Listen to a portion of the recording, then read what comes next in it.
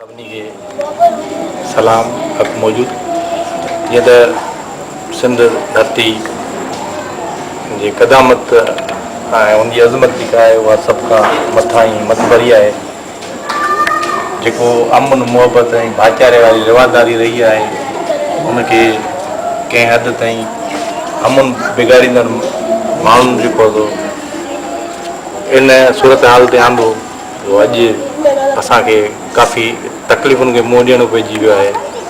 असां उन अमन भरे माहौल खे ॿीहर वधाइण जी कोशिशि करियूं पिया। इन कड़ी में अॼु जेको थो पाण गॾु थिया आहियूं हिन मौक़े ते जेका सिंध जी हिकिड़ी मौजूदा सूरत हाल आहे उहा ॾाढी गंभीर आहे।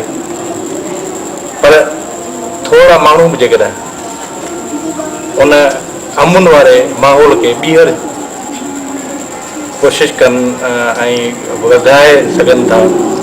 हिकिड़ो जेको प्यार जो माहौल आहे, मुहबत जो, अमन जो ऐं सुकून जो जेको सिलो आहे उहो पैदा थी पियो, यकीन वधी अॻिते हली वण थींदो। असां वटि फिगर GM सैद में जेको सिंध जे आजपे जी ॻाल्हि आहे उन में बि असांखे उत्साह मिले थो। साॻे वक़्तु भगत कंवर राम जे उन मधुर आवाज़ में बि अमन ऐं सुकून जो सुरूर आहे।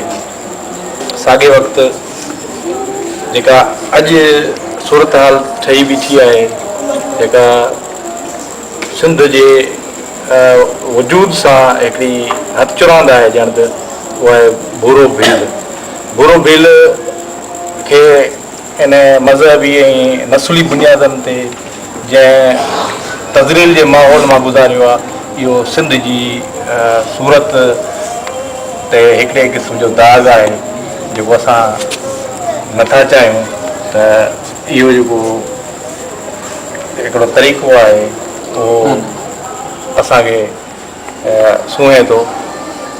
नथो सूंहे त बहितर आहे त पाण उन सिंध जी सूंह, उन सिंध जी अमन, उन सिंध जे प्यार खे वरी ॼारियूं, सभु गॾिजी जेको हिकिड़ो माहौल जोड़ियूं, उन में ॿियनि खे उत्साह मिले।